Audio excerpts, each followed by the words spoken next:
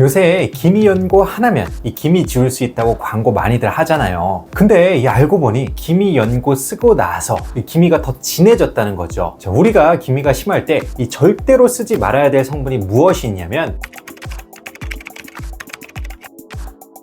안녕하세요, 피부왕 정임입니다. 기미는 단순한 색소 문제를 넘어서 얼굴을 칙칙하고 지쳐 보이게 만들기 때문에 많은 분들의 고민거리인데요. 이 기미만 옅어져도 얼굴이 한결 화사하고 건강하고 어려 보이는 느낌을 받게 되죠. 그러다 보니 요즘은 병원 치료가 부담스럽거나 시간이 없는 분들이 이 기미 연고를 직접 집에서 사용해보는 경우도 많습니다. 그런데 문제는 기미 연고를 사용했는데 오히려 기미가 더 진해지는 분들이 많다는 사실. 도대체 왜 이런 일이 생기는 걸까요? 자, 오늘은 이 기미 연고를 쓰는데도 기미가 더 심해지는 이유, 진짜 이 집에서 기미를 관리하고 좋아지게 만드는 방법에 대해서 자세하게 말씀드리도록 하겠습니다. 바로 시작합니다.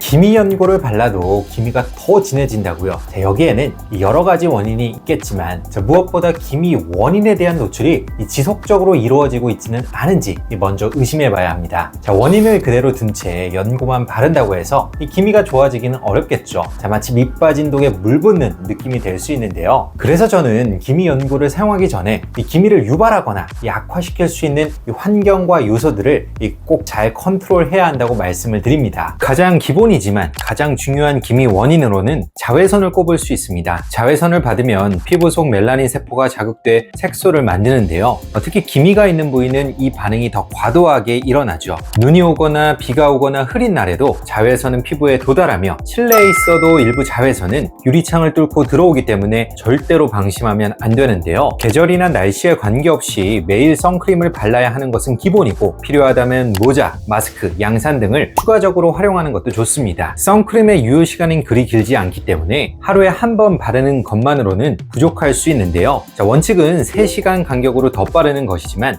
자주 바르는 게 부담스럽다면 최소한 오후에 한 번 더 바르는 것을 권장합니다. 아무리 좋은 기미 연고를 발라도 자외선 차단을 소홀히 하면 기미는 계속 생긴다는 사실을 꼭 기억해 주세요. 기미가 여성에서 특히 흔하게 발생하는 이유가 있습니다. 바로 에스트로겐, 프로게스테론과 같은 여성 호르몬 때문인데요. 자, 이 호르몬은 멜라닌 세포를 민감하게 만들어 기미를 유발합니다. 호르몬 레벨이 높아지는 임신, 출산 전후로 기미가 심해지는 것도 이 때문이고요. 경구 피임약을 복용 중이거나 폐경기 이후 호르몬 치료를 하는 분들도 기미가 더 잘 생기고 이미 있던 기미가 더 진해질 수 있습니다. 자, 사실상 이 시기에는 완전히 기미를 없애겠다는 목표보다는 더 나빠지지 않게 관리하는 것이 현실적인 전략인데요. 자, 어떻게든 좋아지겠다고 무리한 미백 관리를 받거나 자극적인 연고를 계속 사용하면 오히려 피부가 민감해지면서 기미가 더 심해질 수 있으니 주의가 필요합니다. 의외로 사람들이 잘 모르거나 놓치고 있는 기미의 원인은 피부의 반복적인 자극인데요. 생각보다 많은 분들이 피부에 반복적인 자극을 주는 습관으로 기미를 악화시키고 있습니다. 예를 들어 너무 강한 세안, 잦은 스크럽, 자극적인 성분의 화장품, 과도한 마사지 등은 피부 장벽을 무너뜨리고 미세한 염증 반응을 유발하죠. 이러한 염증은 멜라닌 세포를 자극해 기미를 만드는 신호로 작용하게 됩니다.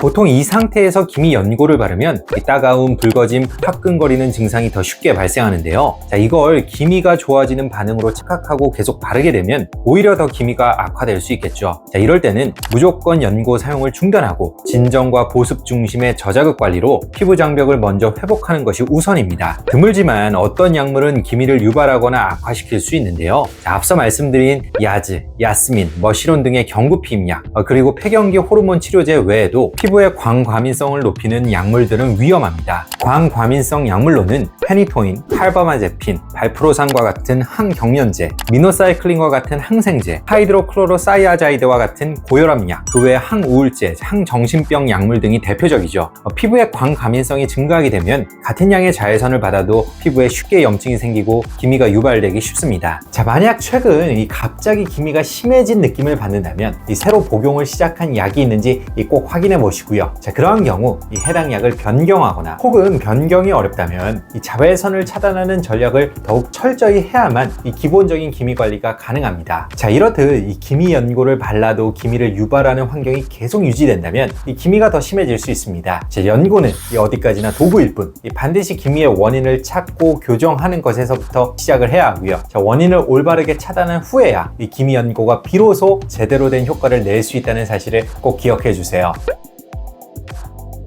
기미 원인에 대해서 신경 써서 관리를 하고 있어도 이 기미 연고를 사용하면서 이 기미가 더 나빠지는 경우가 있습니다. 사실 이 기미 연고를 잘못 사용하면 이 색소가 오히려 악화되는데요. 자, 특히 기미 연고의 핵심 성분으로 흔하게 사용되는 이 하이드로퀴논 성분의 연고를 사용할 때는 상당한 주의가 필요하죠. 하이드로퀴논은 피부과에서나 약국에서나 이 기미 치료에 추천할 때 가장 먼저 언급되는 성분인데요. 멜라닌 생성을 직접적으로 억제하는 강력한 미백 성분입니다. 멜라닌 생성 과정에서 가장 중요한 효소인 타이로시나제의 작용을 막고 멜라닌 세포의 기능도 일시적으로 약화시켜 새로운 색소 생성을 줄이는데요. 그래서 진하고 오래된 기미나 다른 미백 성분에 반응하지 않는 경우에 항상 하이드로퀴논을 고려하게 되죠. 국내에서 흔히 사용되는 하이드로퀴논 연고로는 멜라토닌 크림, 멜라노사 크림, 도미나 크림, 멜라논 크림 등이 있는데요. 멜라토닌 크림은 하이드로퀴논 2%로 저농도, 멜라노사 크림, 도미나 크림은 4%로 중간 농도, 멜라논 크림은 5% 고농도이자 추가 성분이 포함되어 있어 가장 강력한 제품이라 말할 수 있고요. 피부 상태나 기미 정도에 따라 적절한 농도의 제품을 선택하여 사용하면 됩니다. 자, 그런데 문제는 이 하이드로퀴논 연고를 잘못 쓰면 이 기미가 더 나빠지는 특징이 있다는 점인데요. 실제로 많은 기미 환자분들이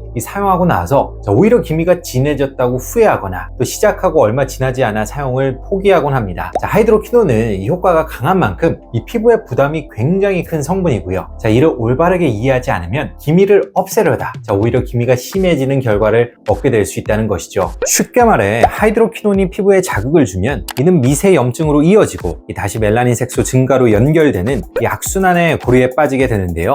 특히 피부 장벽이 약해진 상태에서 사용하는 경우 레티놀, 아하, 바하 등의 자극적인 성분과 함께 사용하는 경우, 얼굴 전체에 바르거나 장기간 무분별하게 사용하는 경우, 따갑거나 붉어지고 화끈거리는데도 이 효과가 나오는 과정이라고 오해하고 계속 사용하는 경우에 자주 발생합니다. 또한 하이드로퀴논을 오랫동안 쉬지 않고 바르면 일부 색소는 빠지고 일부는 오히려 진해지면서 이 피부톤이 고르지 않게 얼룩덜룩해지는 현상이 생기기도 합니다. 이를 외인성 오크로노시스라 하는데 이 하이드로퀴논 장기 사용으로 인해 기미보다 더 짙고 해결이 어려운 색소 질환이 생기는 것으로 치료가 쉽지 않아 절대적으로 예방이 중요합니다. 따라서 하이드로퀴논 성분의 기미 연고를 사용한다면 이 몇 가지 원칙을 반드시 지켜야 하는데요. 자, 먼저 피부에 자극감이 있을 때는 사용하지 말고 피부가 안정된 상태에서만 사용하도록 하고요. 밤에만 사용하고 낮에는 철저히 자외선을 차단해야 합니다. 얼굴 전체에 바르지 말고 기미 부위에만 국소 도포하도록 하고요. 불필요하게 넓게 바르면 자극 위험이 커지겠죠. 따가운 붉어짐, 화끈거림이 생기면 위험 신호라고 판단하고 즉시 사용을 중단하세요. 자, 완전히 피부가 안정화된 상태에서 다시 재시작해야 합니다. 2-3개월 사용 후에는 반드시 휴지기를 가져야 합니다. 피부에 쌓이는 자극과 부작용을 방지하기 위해 1-2개월 정도의 휴식 기간을 갖는 것이 좋습니다. 기미 연고는 무턱대고 이 기미에 좋다는 이유만으로 바르기보다는 이 피부 상태를 점검하고 이 정확한 사용법을 준수하여 사용해야 이 제대로 된 효과를 볼 수 있습니다. 자, 이러한 원칙 없이 사용하면 기미가 오히려 더 진해질 수 있다는 사실을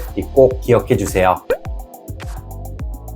기미 치료에 있어 이 하이드로퀴논은 가장 강력한 성분 중 하나지만 이 모든 피부에 잘 맞는 것은 아니죠. 피부가 민감하고 피부 장벽이 약하거나 또 하이드로퀴논 부작용을 겪었다거나 또 임신이나 수유 중이라면 하이드로퀴논 대신 사용할 수 있는 기미 개선 성분들이 필요한데요. 자, 이럴 때 대체제로 사용할 수 있는 이 3가지 이 순한 성분들을 알려드리도록 할게요. 비교적 부작용이 적고 안정적인 효과를 낼 수 있는 성분 중에는 이 나이아신아마이드가 있습니다. 나이아신아마이드는 멜라닌 생성을 차단하는 것은 아니지만 이 멜라닌 색소가 만들어진 후 각질 형성 세포로 전달되는 과정을 차단해 이 피부색을 점점 옅어지게 도와주는 작용을 합니다. 실제로 한 연구에서는 하이드로퀴논 4%와 나이아신아마이드 4%를 얼굴 좌우에 각각 나누어 사용했을 때 양쪽에서 모두 유의미한 기미 개선을 보였고요. 이 나이아신아마이드를 사용한 쪽에서 부작용 비율이 낮았다고 보고하였습니다. 기미 완화 목적으로는 통상적으로 4에서 5% 농도 제품을 아침과 저녁, 즉 하루 2번 사용하는 것을 권장드리고요. 이 정도 농도는 피부가 예민한 분들도 비교적 부담 없이 사용해 볼 수 있습니다. 트라넥삼산은 원래 지혈제로 사용되던 약물이지만 기미 치료에서는 염증 유발 경로를 차단하는 효과로 주목받고 있는데요. 이 자외선을 받으면 피부 내에서 염증 반응이 일어나고 이 염증이 멜라닌 세포를 자극해 기미를 유발하는데 트라넥삼산은 이러한 경로를 억제해 기미가 생기는 루트를 차단합니다. 경구제, 주사제, 도포제 형태로 모두 사용이 가능하며 최근 발표된 메타 분석에서도 바르는 형태의 트라넥삼산의 기미 치료 유효성과 안전성이 과학적으로 인정된 바 있죠. 다만 트라넥삼산 제품은 알코올 베이스로 제조되는 경우가 많아 피부 장벽이 약한 분들은 조심스럽게 사용해야 하고요.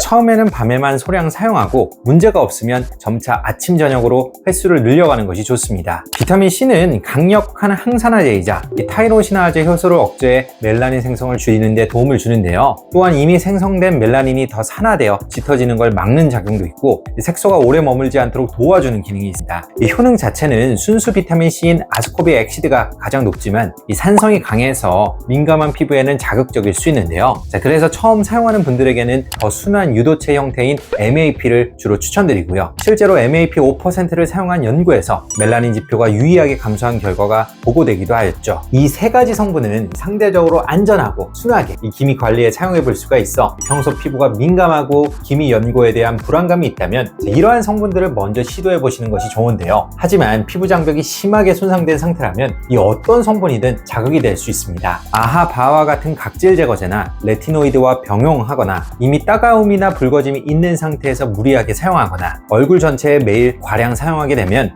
결과적으로 미세염증을 유발하여 기미를 더 자극하는 것이죠. 따라서 처음에는 소량 저빈도로 기미 부위에만 국소적으로 시작하도록 하고요. 이 사용 중간중간 피부 상태를 평가하면서 자외선 차단을 꼭 병행하는 것을 권장드립니다. 자, 오늘은 이 기미 연고를 발라도 이 기미가 더 심해지는 이유에 대해서 자세하게 말씀을 드렸는데요. 아무리 입증된 성분일지라도 올바르게 사용하지 않으면 이 안 사용하는 이만 못합니다. 집에서 기미를 관리하고 싶다면 제가 오늘 말씀드린 내용을 꼭 지키면서 사용하시면 좋겠네요. 지금까지 피부왕 정윤이었습니다. 감사합니다.